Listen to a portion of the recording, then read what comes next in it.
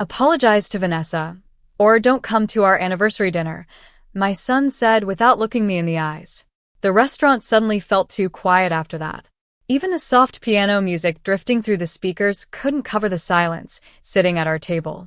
I stared at Daniel for a moment, trying to recognize the boy I had once rocked to sleep during thunderstorms, the little boy who used to cling to my hand before his first day of school.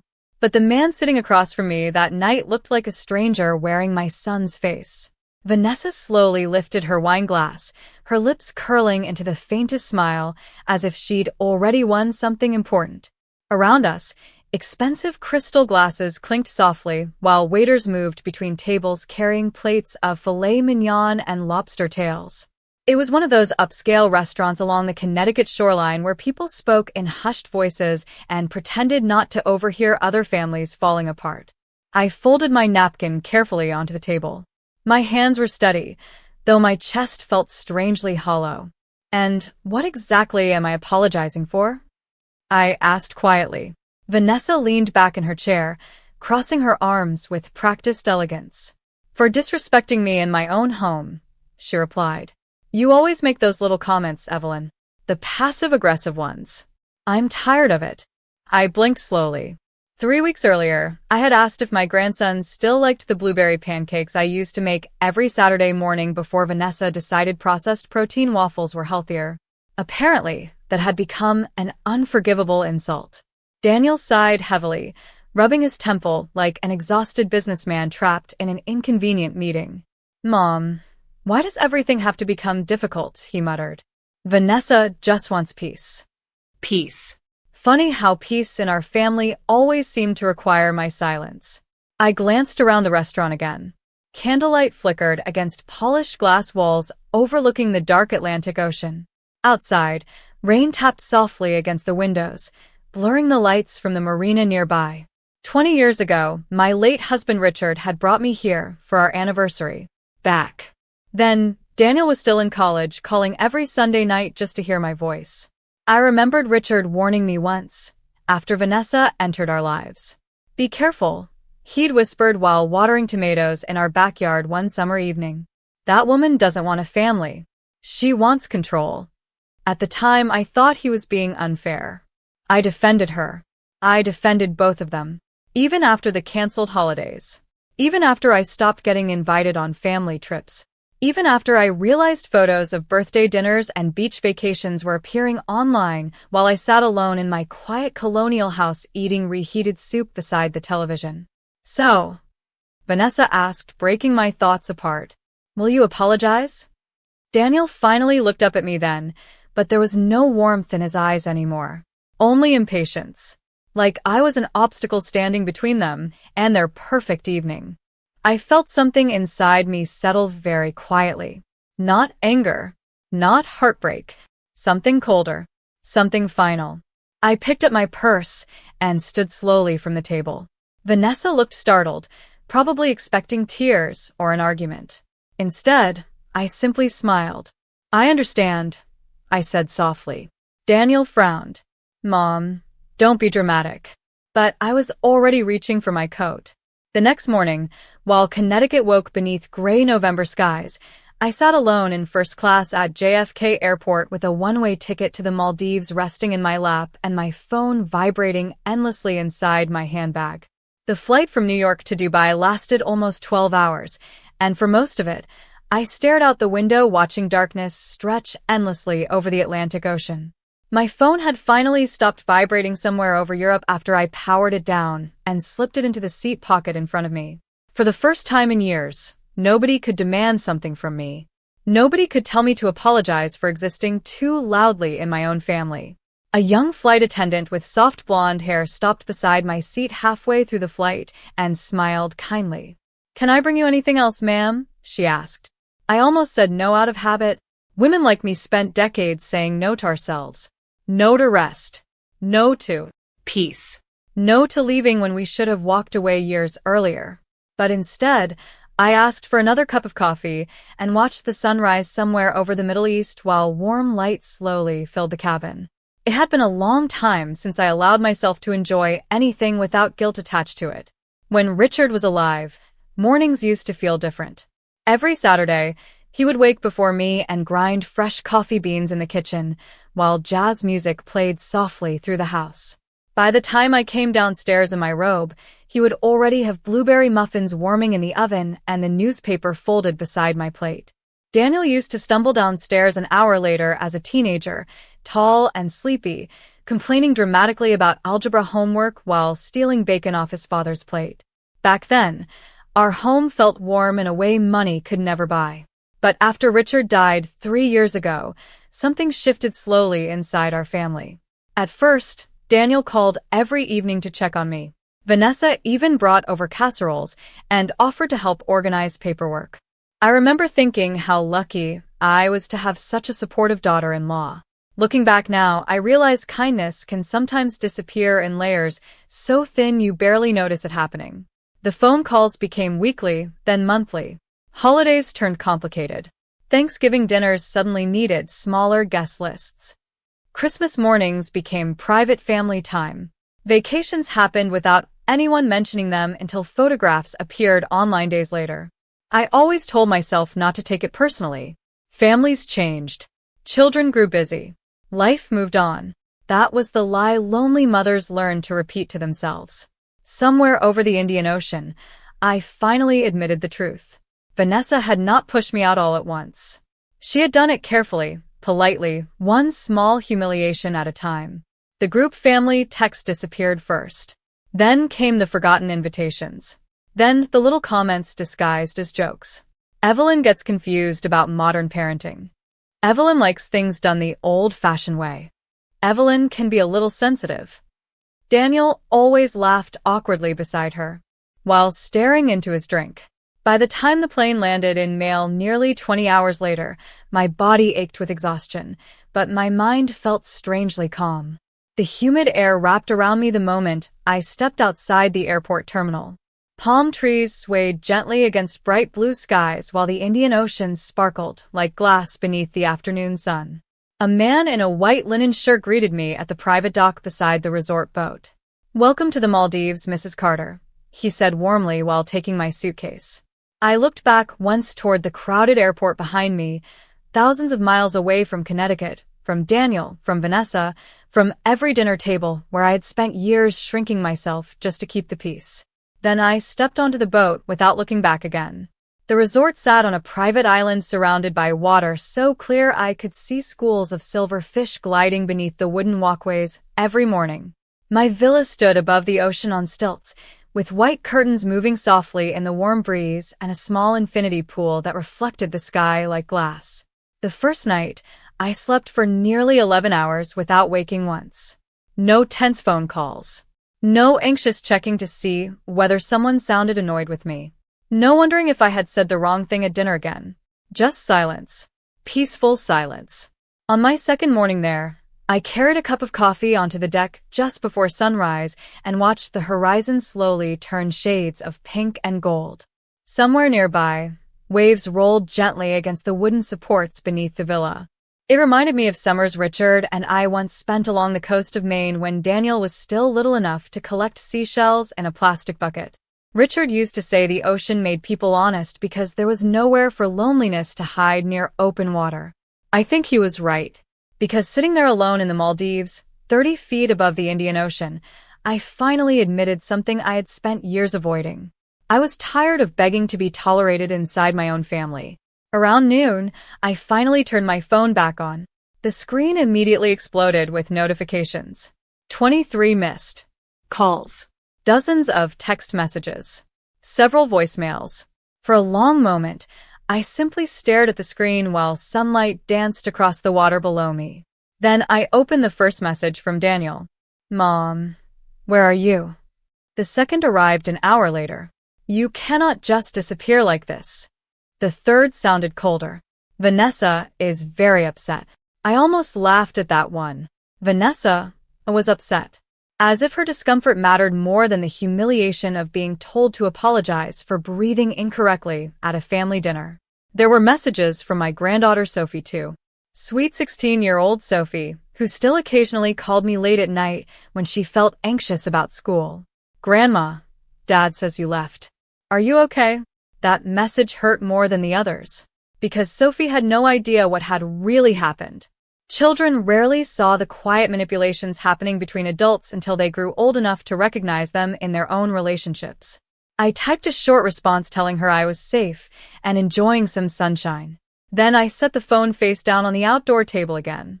An hour later, I wandered barefoot down to the beach, where soft white sand stretched beneath rows of palm trees.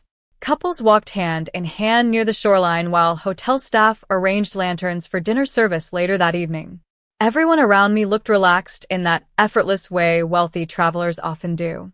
Yet for years, despite having enough money to travel anywhere in the world, I had stayed close to Connecticut waiting for scraps of affection from people who treated me like an obligation. That realization settled heavily in my chest as I sat beneath a shaded cabana watching the tide roll in. Richard had left me comfortable after he passed. More than comfortable, actually. Between his investments, life insurance, and the sale of his consulting firm years earlier, I could have retired decades ago without worry. But I kept helping Daniel financially, because that was what mothers did. Quietly, without keeping score. The down payment on their 5-bedroom house in Greenwich. Sophie's private school tuition. The family's ski vacations to Aspen every winter. Even the luxury SUV Vanessa drove had originally been my idea after she complained her old Mercedes no longer felt appropriate around Daniel's law partners. I closed my eyes slowly as warm ocean air brushed against my face. Vanessa never wanted an apology. What she wanted was proof that she controlled the family now. And for the first time since Richard died, I realized something even more unsettling. Daniel had allowed it because it was easier than defending me. That evening, rain began falling softly over the island just after sunset. I sat alone beneath the covered deck outside my villa, wrapped in a thin cream-colored sweater, while distant thunder rolled somewhere beyond the dark horizon. Tiny lanterns glowed along the wooden pathways connecting the villas across the water, their reflections trembling against the ocean beneath them. The air smelled like salt and jasmine. I had almost forgotten the world could feel gentle. Back in Connecticut, November usually arrived heavy and gray, with bare trees scraping against cold skies and silence filling the corners of my house after dinner. I used to leave the television running at night just to make the rooms feel less empty. Richard hated unnecessary noise. A peaceful house should sound peaceful, he would always say, while lowering the volume with that amused little smile of his. I thought about him constantly on that island. Grief changes shape over time. In the beginning, it feels like drowning. Later, it becomes something quieter. A missing chair at the dinner table. An empty side of the bed. A habit of reaching for someone who is no longer there. I still caught myself turning to tell Richard things before remembering he was gone. That night, unable to sleep, I opened the small leather travel bag I had packed in a hurry before leaving New York. Beneath my folded clothes sat an old cedarwood box I had not touched in nearly a year. Richard used to keep important papers there in his office beside the fireplace. Insurance documents, investment statements, handwritten notes. After he passed away, I could barely bring myself to open it. But something inside me had shifted during the past 48 hours. I no longer wanted to avoid painful truths simply because they hurt. I carried the box onto the bed and slowly lifted the lid. The familiar scent of cedar drifted upward instantly, pulling memories from places deep inside me. Inside were photographs from earlier years. Daniel at age 10 holding a fishing rod beside Richard on Cape Cod. Sophie as a toddler asleep against my shoulder one Christmas Eve. Birthday cards written in Richard's careful handwriting. I smiled faintly while tracing my fingers across the edges of the photographs. Then I found the envelope. Thick cream paper with my name written across the front in Richard's handwriting. Evelyn. My chest tightened immediately. I opened it carefully. The letter inside had been written less than 6 months before his heart attack. If you are reading this, the first line began, then I was right to worry. I stared at the words while rain continued tapping softly against the roof outside. Richard wrote about Daniel first. About how grief and success had changed him after years of chasing prestige inside expensive law firms and country clubs. But the rest of the letter focused on Vanessa. She studies people, he wrote. Especially people with money. She knows exactly how to make someone feel guilty for saying no. I swallowed hard while reading further. Richard admitted he had quietly restructured much of our estate before his death because he feared Daniel and Vanessa had become too dependent on our financial support. There were trusts, accounts, properties, everything organized carefully. He had even written instructions for our attorney, Martin Keller, in case I ever felt pressured or manipulated after he was gone. I lowered the letter slowly into my lap, while thunder rumbled again outside the villa. Suddenly, moments from the past 3 years began fitting together differently inside my mind. Vanessa insisting Daniel needed access to certain investment accounts for convenience. Vanessa suggesting I sell my house and move into a smaller condo near them. Vanessa complaining that Sophie's private school tuition had become stressful while simultaneously remodeling their kitchen for nearly $200,000. Richard saw it long before I did. The realization made my stomach ache with shame. I had spent years trying to preserve family harmony while my husband quietly prepared for the possibility that one day I might need protection from my own son. The next morning, I woke before sunrise and walked barefoot across the wooden deck while the ocean below moved in slow, gentle waves beneath the villa. The sky still carried traces of deep blue when the first pale streaks of sunlight appeared across the horizon. Somewhere in the distance, I could hear soft music drifting from another part of the resort, mixed with the sound of water brushing against the shore. For years, my mornings in Connecticut had started with tension sitting quietly in my chest before my feet even touched the floor. I would check my phone immediately after waking, wondering whether Daniel had texted, whether Vanessa sounded irritated in the family group messages, whether I had unknowingly disappointed someone again. But standing there above the Indian Ocean with warm air against my skin, I realized something unsettling. Nobody had ruined my peace here because nobody had access to it anymore. Later that morning, I called Martin Keller from the small writing desk inside my villa. He answered on the second ring, his calm voice instantly familiar. Martin had been Richard's attorney for almost 20 years, and one of the few people I still trusted completely. "Evelyn," he said carefully, "I was beginning to wonder where in the world you disappeared to." I looked out through the open glass doors toward the water shimmering outside. "The Maldives," I replied quietly. There was a brief pause before he laughed softly. Richard would approve. That almost made me cry. Instead, I folded my free hand tightly in my lap and asked him the question that had been sitting heavily in my chest since the night before. Did Richard really think Daniel and Vanessa would try to pressure me financially after he died? Silence lingered briefly on the line. "Your husband loved your son very much," Martin finally said. "But he also understood people better than most." I closed my eyes slowly. Martin explained everything carefully after that. Richard had transferred several key investments solely into my name during the last year of his life. He had also established strict trust conditions surrounding future inheritance distributions, particularly regarding Daniel's direct access to certain funds. "Richard worried they had become too dependent on your generosity," Martin admitted gently. "Especially Vanessa." Hearing her name spoken aloud inside that quiet villa suddenly filled me with exhaustion more than anger. I thought about every holiday dinner where she smiled while subtly correcting me in front of guests. Every conversation where she spoke to Daniel as if I were fragile or outdated. Every expensive gift she accepted while behaving as though my presence itself inconvenienced her. The painful part was not realizing Vanessa disliked me. The painful part was realizing Daniel knew and allowed it because confronting her would have required courage.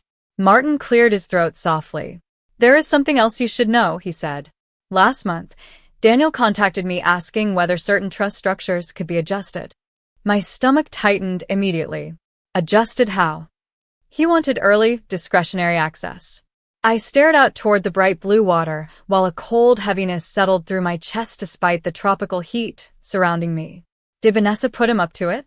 I asked quietly. Martin hesitated just long enough to answer the question without words. I thanked him and ended the call a few minutes later, but I remained sitting motionless at the desk long afterward. Outside, resort guests laughed somewhere near the beach, while small boats drifted across the horizon under perfect skies. Yet inside me, something old and painful was finally becoming clear. Daniel had stopped seeing me as his mother long before that dinner in Connecticut. Somewhere along the way, I had become a resource, a safety net, a quiet account balance waiting in the background whenever his lifestyle stretched beyond reason. And Vanessa knew it. That was why she needed my obedience so badly. Because people who rely on your kindness often become furious the moment they realize it might end. Around noon, my phone lit up. Again with another message from Daniel. "Mom, we need to talk immediately." I looked at the screen for several seconds before calmly turning the phone face down beside me and walking toward the ocean instead. 3 days passed in the Maldives before I finally stopped checking my phone every hour. The strange thing about emotional exhaustion is that you do not realize how heavy it has become until you finally set it down. My body felt lighter there. My thoughts moved slower. Even my breathing seemed calmer beneath the warm ocean air. Each morning, I walked along the beach just after sunrise while resort staff quietly arranged lounge chairs beneath palm trees. The sand stayed cool beneath my feet at that hour, and tiny waves rolled softly onto shore in steady rhythms that reminded me life could continue peacefully without constant conflict. On the fourth morning, I ordered breakfast on the deck of my villa. Fresh mango slices, coffee, scrambled eggs, and warm pastries arrived on a silver tray while sunlight shimmered across the water around me. As I poured cream into my coffee, my phone buzzed again beside the plate. This time it was not Daniel. It was Vanessa. I stared at her name on the screen for several seconds before answering. Silence greeted me at first. Then her voice arrived sharp and controlled. "How long exactly are you planning to punish everyone like this?" I almost smiled at the phrasing. Not once did she ask whether I was hurt, or lonely, or safe. Only how long I intended to inconvenience them. I was unaware I had that much power. I replied calmly. I could practically hear her jaw tighten through the phone. "Daniel is under an incredible amount of stress right now," she snapped. And frankly, disappearing without explanation was childish. Childish. The words settled strangely in my chest because for years I had accepted being spoken to that way simply to avoid tension inside the family. But distance changes perspective. 12,000 miles of ocean between Connecticut and the Maldives suddenly made manipulation easier to recognize. "You told me not to come unless I apologized," I said quietly. "So, I respected your wishes." She exhaled sharply.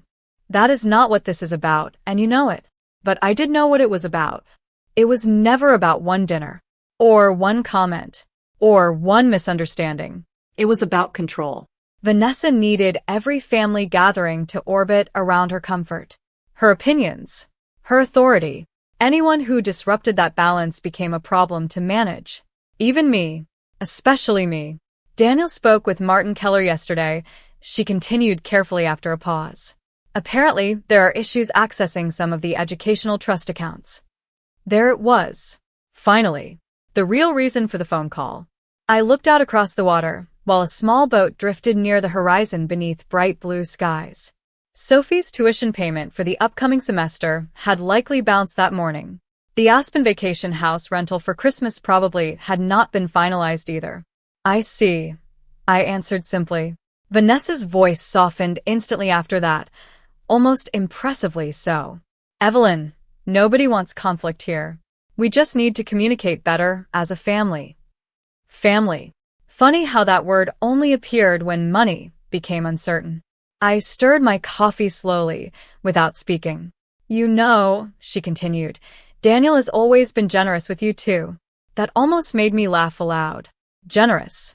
As though occasional dinner invitations somehow balanced years of quiet financial support flowing in one direction. I remembered every check Richard and I wrote without hesitation over the years. Daniel's law school tuition when scholarships fell short. The security deposit on his first apartment in Boston. Emergency childcare expenses after Sophie was born. The kitchen renovation Vanessa insisted was necessary for entertaining clients. Even after Richard died, I continued paying quietly because helping my family felt natural to me. Mothers rarely keep receipts for love. "I hope you enjoy the rest of your vacation," Vanessa finally said coldly after my silence stretched too long. "But eventually you are going to have to come home and deal with reality." I ended the call gently and placed the phone face down beside my untouched coffee. Then I sat there listening to the ocean for a very long time while one painful truth settled quietly into place inside me. They had never expected me to leave. Because people become careless with kindness once they start believing it will always remain available no matter how badly they behave. By the end of the first week, the resort staff already knew my name. Every morning, the same young waiter brought coffee to my villa just after sunrise without needing to ask how I liked it. In the evenings, I would sit near the water with a book resting unopened in my lap while warm ocean winds moved through the palm trees overhead. For the first time in years, nobody expected anything from me except my presence. I had forgotten how restful that felt. One afternoon, after returning from a boat excursion across the atolls, I noticed 3 missed calls from Daniel and another message waiting on my phone. This one was different. Shorter. Less controlled. "Mom, please call me. This is serious." I stared at the words while standing barefoot inside the villa, salt still drying against my skin from the ocean breeze outside. Then I set my phone down and walked slowly to the balcony instead. The water below shifted in endless shades of blue beneath the late afternoon sun. Somewhere nearby, a child laughed as seagulls drifted above the shoreline. Peaceful places make emotional chaos feel even louder by comparison. 2 hours later, Daniel called again. This time, I answered. "Mom," he said immediately, his voice strained and exhausted. "What exactly is happening with the trust accounts?" No greeting. No apology. No concern about my well-being. Straight to the money. I closed my eyes briefly. "I am not sure what you mean." He exhaled sharply. "Sophie's tuition payment did not process this morning." There was panic buried beneath his controlled tone now. Real panic. The school contacted Vanessa. I leaned quietly against the balcony railing while warm wind lifted the edge of my linen dress. "That is unfortunate," I replied softly. Silence filled the line for a few seconds. Then Daniel spoke again, slower this time. "Mom, Martin says certain automatic distributions were paused pending account review authorization from you." There it was again. Authorization. From me. Strange how quickly people remembered your importance once your signature became necessary. "Your father created those structures intentionally," I answered calmly. "You should discuss it with Martin." "This is not about Dad," Daniel snapped suddenly. "This is about you punishing us because Vanessa hurt your feelings at dinner." Hurt my feelings. I almost laughed at how small he needed to make it sound. As though years of humiliation could be reduced to sensitivity. As though loneliness itself were some embarrassing overreaction older women should quietly tolerate. "Daniel," I said quietly, "when was the last time you visited my house without needing something?"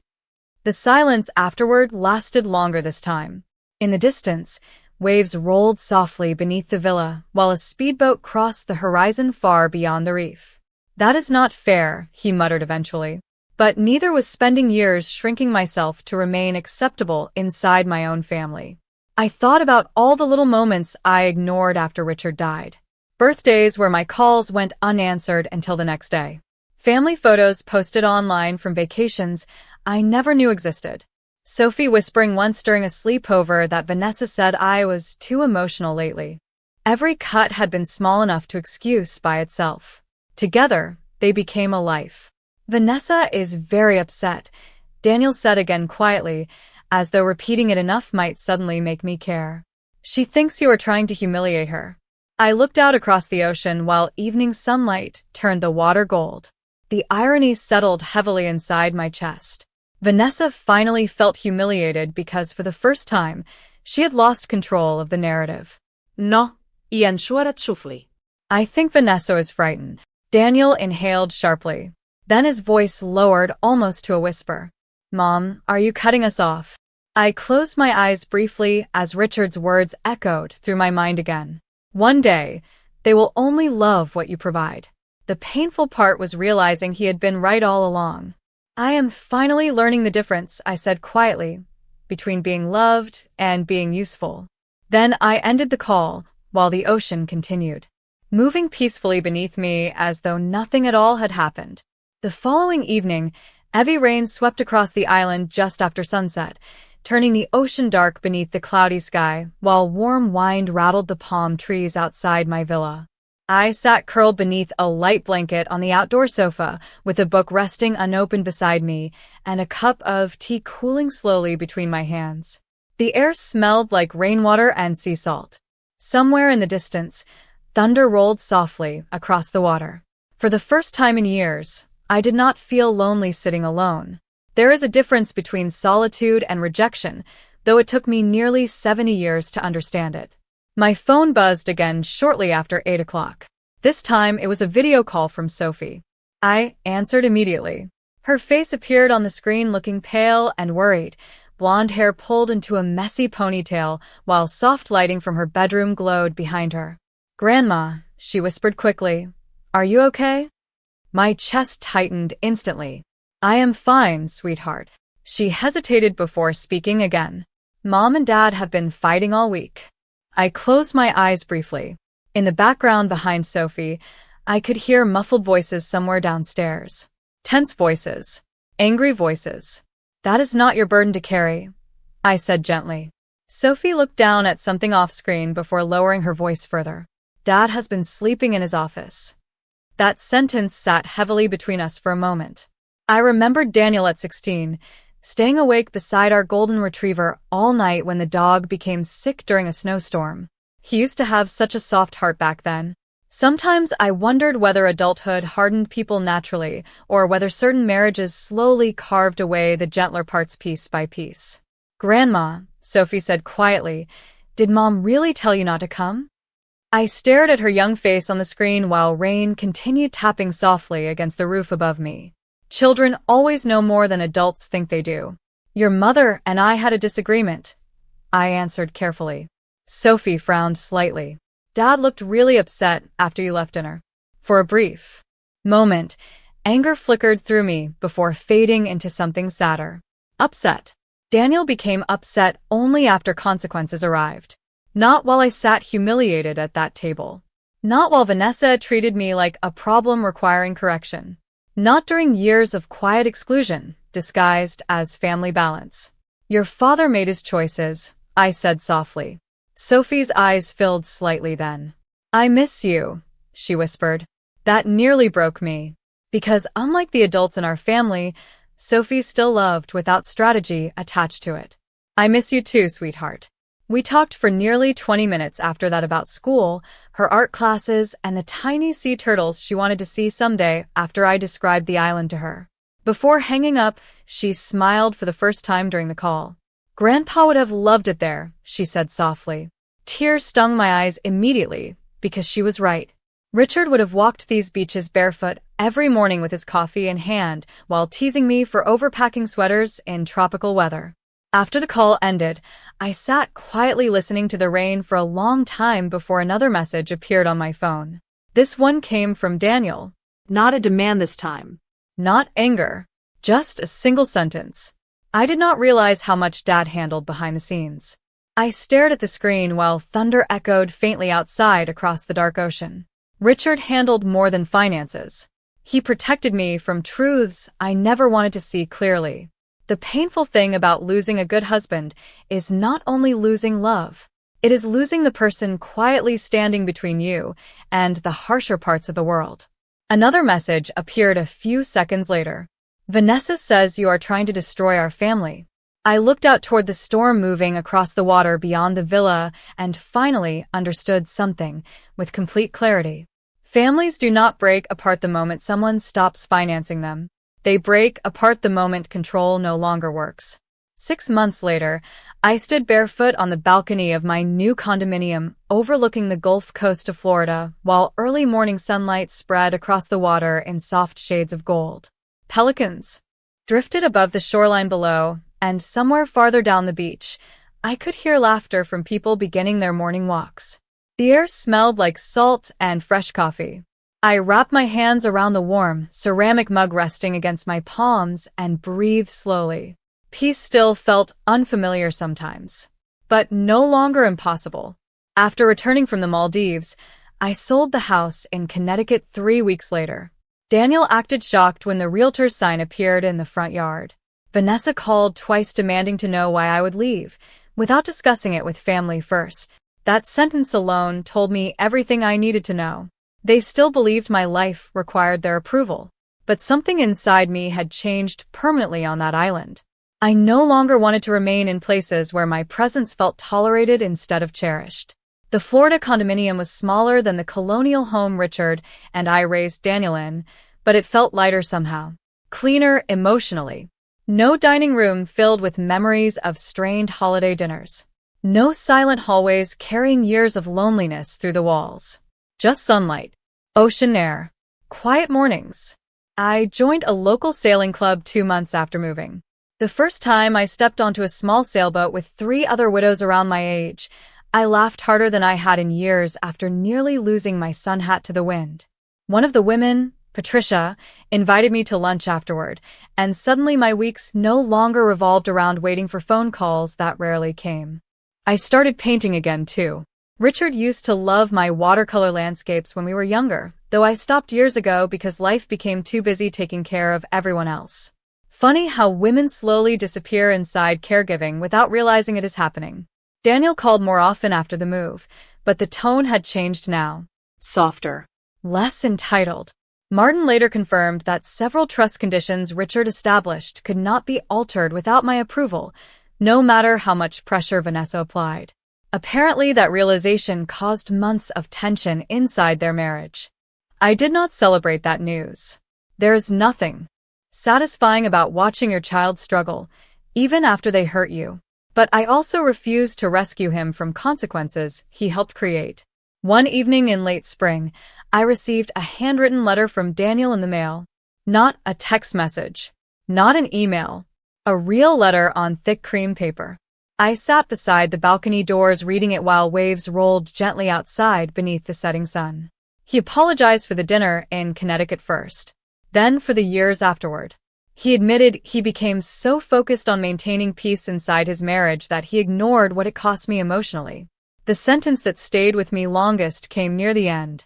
Dad spent years protecting us from becoming selfish, and after he died, I became exactly that. I folded the letter carefully after reading it twice and placed it inside the cedarwood box beside Richard's old photographs. Then I poured myself another cup of tea and walked onto the balcony while warm evening air moved softly through the palm trees below. I did eventually see Sophie again that summer. She visited Florida for a long weekend before starting her senior year of high school, and together we walked along the shoreline collecting seashells the way Daniel once did as a little boy. At sunset on her final evening there, Sophie slipped her hand into mine and asked quietly, "Grandma, are you happier now?" I looked out across the water, while the sky turned shades of orange and pink beyond the horizon. For most of my life, I thought love meant enduring almost anything to keep family together. Silence. Disrespect. Loneliness. But standing there beside the ocean with warm wind against my face and my granddaughter's hand resting gently in mine, I finally understood something Richard tried to teach me years ago. Love that requires you to abandon yourself is not love at all. And the moment they made affection conditional, they stopped feeling like home.